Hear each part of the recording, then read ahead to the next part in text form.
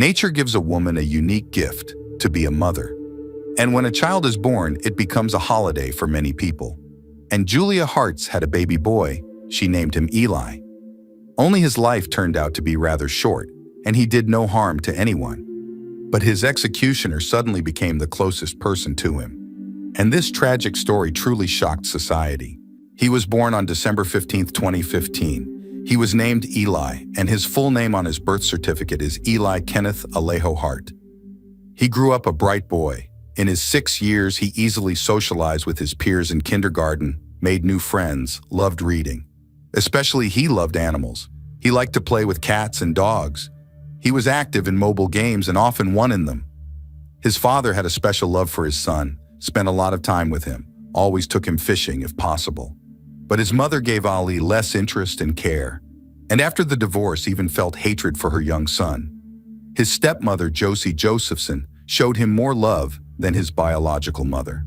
Since Julia led an immoral lifestyle and poisoned the body with harmful elements, even during pregnancy, the son was born with a genetic disorder. In his case, it is Townes-Brocks syndrome, and the baby's organs were already subjected to anomalies from birth. And already from the first months of life, the boy was operated on several times. Afterwards, the child had to periodically visit doctors to monitor his health. At the age of 4, Eli was found to have hearing impairments, and he was prescribed mandatory wearing of hearing aids. The biological mom didn't care about her son's problems or her own health. She ignored the recommendations of psychiatrists and the medications they prescribed. Nor did Eli receive the care and medication he needed. Only the father corrected the situation and bought prescribed pills and injections for his son. Julia Angelica Heinrich Terrer, after marriage Hart, was born in Minnesota in 1994 on June 2nd. Information about her parents and other relatives did not get to the investigators in the future.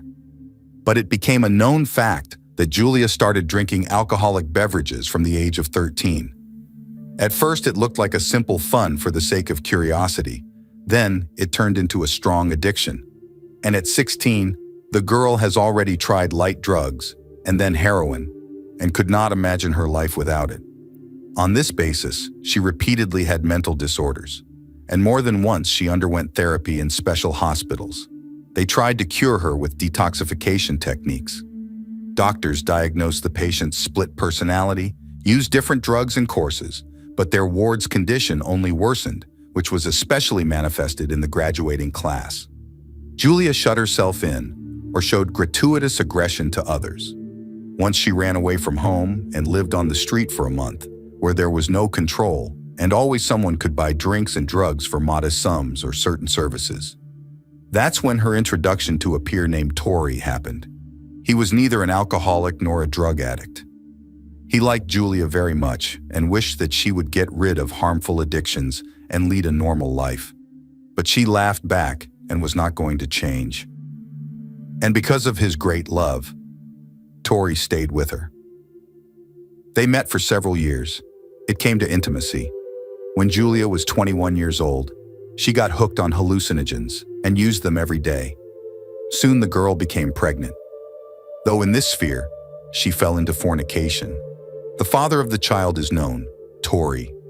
That begged her for the term of pregnancy at least to reduce the amount of drugs and alcohol used so as not to harm the child, but the passions ignored the pleas. Later, the specialists from the women's clinic sent the examination reports to the Department for the Protection of Children's Rights. The staff of the department managed to influence the pregnant drug addict, and she still carried and gave birth to the child. After taking drugs, the young mother fell into delusional states and saw mirages in which people tried to take her baby away from her. Such seizures had a negative effect on Tori. Immersed in hallucinations, Julia made up different stories about him, for example, that he wants to kill her and her son. And there were people who believed these delusions. When Ali was only 1.5 years old, his mother dreamed that he was being attacked by a huge spider and called the emergency services. The specialists arrived and did not find any insects in the apartment, but noted the strange condition of Julia. Later, the information about the call turned up in the county service for the protection of children's rights. Its staff demanded that the young mother and her young son undergo compulsory treatment. Julia agreed, and the case was hushed up. Congenital diseases aside, Eli was a child like his peers. Only his mother often ignored his suffering, and his father came to his aid. This fact irritated Julia, and she decided to get Tori deprived of paternal rights.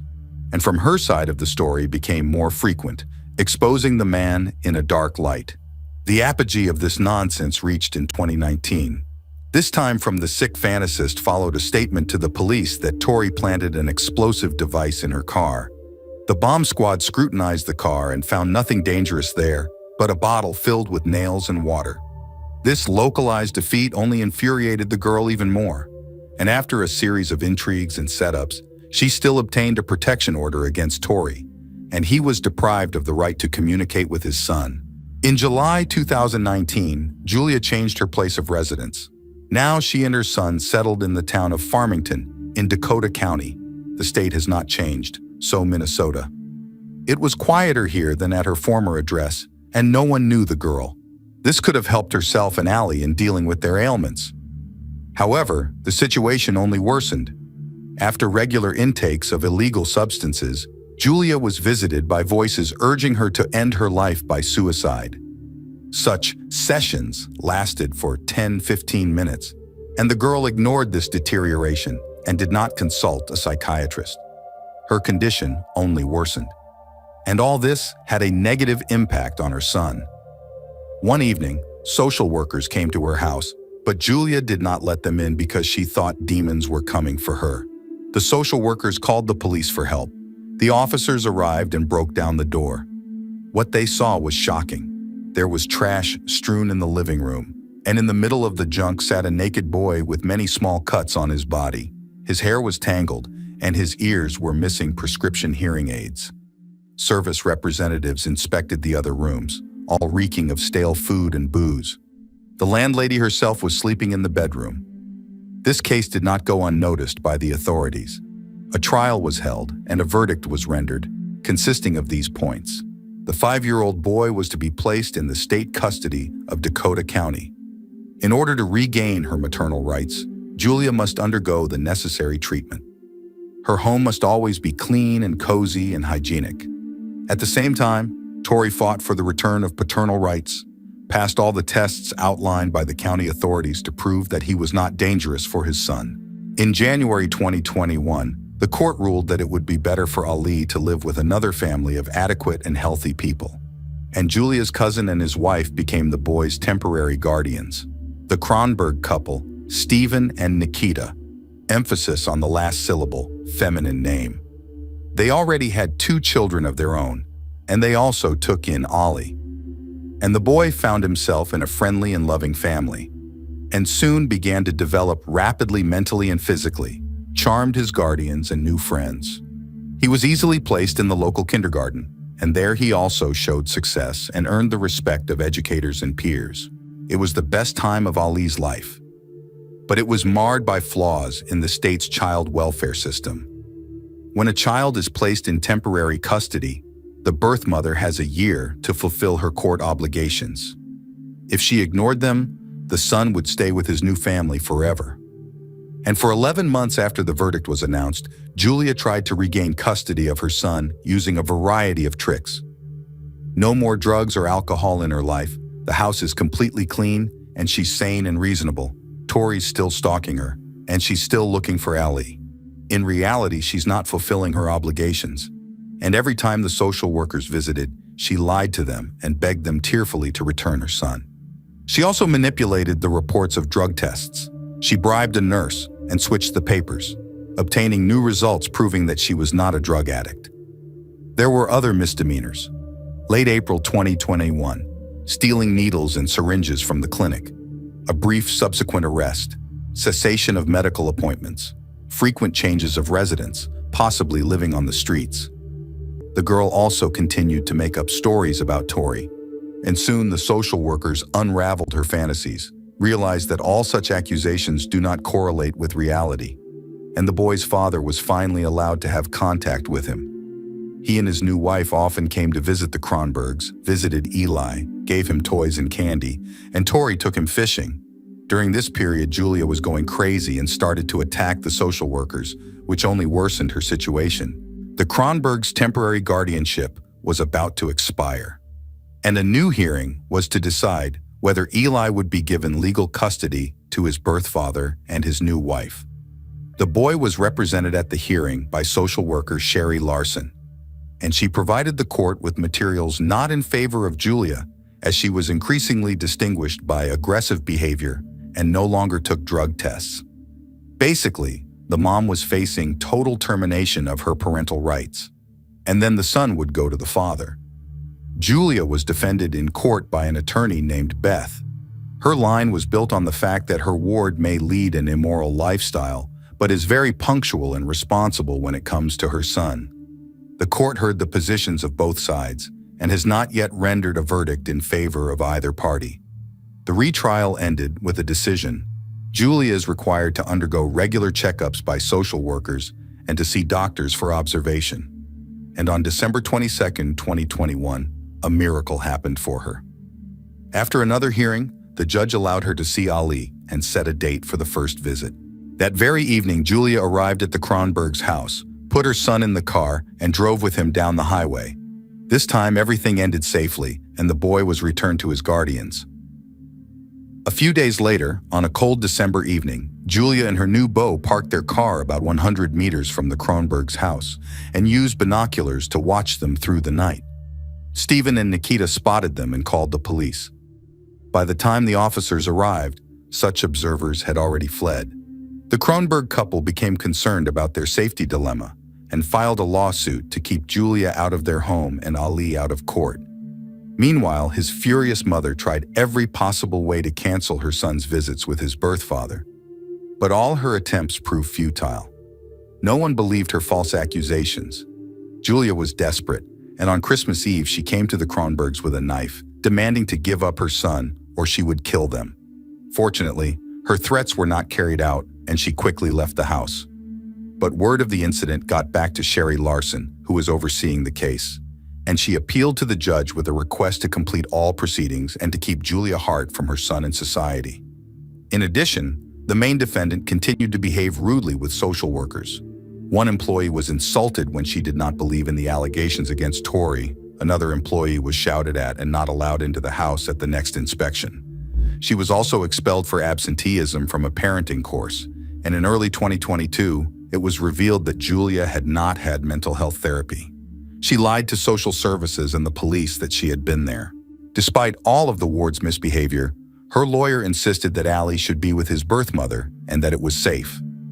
For a period of time, probation, the boy was given to Julia, and that time brought him suffering. In kindergarten, he began to beat other children, suddenly hid in the closet and cried, then again showed aggression. To the educators, he admitted that his mother was pushing and tapping him. The lawyer ignored these signals, explaining them as fantasies of the baby. But it was obvious that Julia was abusing him, and he was becoming irritable. And Child Protective Services failed to identify these facts in time and take action to protect the boy. Simultaneously, his birth father filed a petition in circuit court to obtain custody of his son. His ex-wife continued to make up bad things about him. In March 2022, the hearing continued. The prosecutors continued to base their case on Julia's mental disabilities. The defense argued that their client had no such illnesses, and this hearing produced no tangible results. The judge set a new hearing for May. During that period, Tori fought to get parental rights, but the judge halted his petition. The reason was state law. Child protection cases take precedence over any custody suit. Sherry Larson was extremely unhappy with the decision, assuring the court that Ali would get the love, care, and security he needed when he was with his father. Meanwhile, Julia began to annoy the defense with her vile behavior. Lawyers are tired of listening to delusional accusations against Tori and defend the interests of the ward. They became indifferent to whether she was attending rehabilitative therapy and parenting classes. By the May hearing, strange things were happening, such as the defendant's aggression, lying, and skipping therapy were no longer counted. and the judge made an illogical verdict. The case is closed. Julia gets full custody of Ali. The judgment was handed down on May 11, and 9 days later, such a mother bought a shotgun with appropriate ammunition at a gun store. She put her son in the car, drove him to an abandoned parking lot, and killed him in cold blood with several shots. On her way home, she was stopped by police after seeing a flat front tire and a broken rear window. The girl lied that some hooligans had shot at the tires with air guns and smashed the window with rocks. The officers examined the interior and found bloodstains on the seat. Julia made up that she had recently transported a wounded deer and it had soiled the seat. Of course, the police did not believe her and demanded to open the trunk. There, they found the corpse of the boy with multiple bullet wounds. The killer was promptly taken to the Arona police station. The detainee shouted that she was not guilty and demanded a lawyer, insulted the officers, and refused to testify. On May 21st, the defendant was brought to the Hennepin County Jail. There she remained without the announcement of formal charges. A $2 million bail was set for her release. On May 23, 2022, the charge had already been announced: premeditated second-degree murder. Instantly, the case went public. Forensic experts conducted an autopsy and found that several bullets had been fired, and the boy had been shot in the head and chest. They also examined DNA material found on Julia's hair and clothing. They matched the DNA of the murdered child. All the evidence proved the perpetrator's guilt. Psychiatrists intervened. After examination, they recognized the girl as mentally healthy, and therefore there were no obstacles to a face-to-face trial. While the investigation was going on, she was offered a deal. She confesses to the murder and gets only 40 years in prison. But the accused refused. Meanwhile, there was a serious public outcry. Many citizens criticized the system and social workers, as well as the judge who had given the boy to the mother, who suffered from drug and alcohol addiction and often showed aggression towards her own child. The grief-stricken father was extremely dissatisfied with the social services agencies, and on August 18, 2022, filed suit in Dakota County Court with the following charges: manslaughter of his son, negligent performance by prosecutors and defense attorneys. In the act, Tory demanded and compensation from $5,000 for moral damages. Eli Hart's murder trial was not held until February 3, 2023. Jay Kawama was appointed chief judge, with Brian Leary and Rebecca Nath acting as counsel for the defendant. The prosecution was represented by the deputy district attorney, Britta Rapp, and the prosecutor got the first word at the hearing. She described what a kind and wonderful and capable boy Ali was, and his mother should have been isolated from society years ago so that her son could live. Sherry Larson also spoke in favor of the prosecution. Julia is a dependent and sick woman, dangerous not only for her own son, but also for society. For example, she made death threats against Ali's temporary guardians. The seller of the gun store also testified under oath.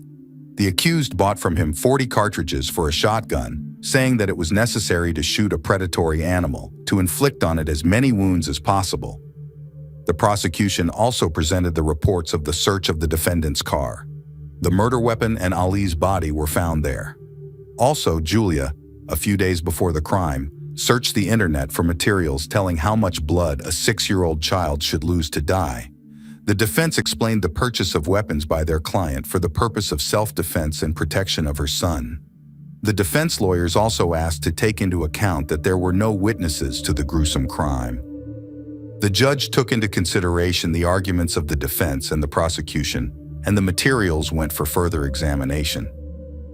The second hearing was held on February 8, 2023, and lasted no more than 2 hours. The jury unanimously found the defendant guilty of first-degree murder. Another meeting was scheduled 4 days later to announce the verdict. At this meeting, the defendant was given the final word. She said she was not guilty of anything, and all the people in the room were trash. Then, the judge announced the decision. Julia Hart, for the murder of her own son, received a life sentence without parole. The unfortunate 6-year-old boy was not in anyone's way in this life, except for his own mother, as it turned out. Julia committed a terrible sin by taking the life of her own child, and in such a heinous way. She is punished by the law, And everyone who loved Ali wishes his killer to rot in prison. The boy's temporary guardians set up a foundation in his honor and built a playground named after him. Prosecutors, after putting the killer away for life, admitted that the logical punishment would have been the death penalty. But even that sentence satisfied their ambitions. They also expressed deep condolences to the boy's father and all his family and friends.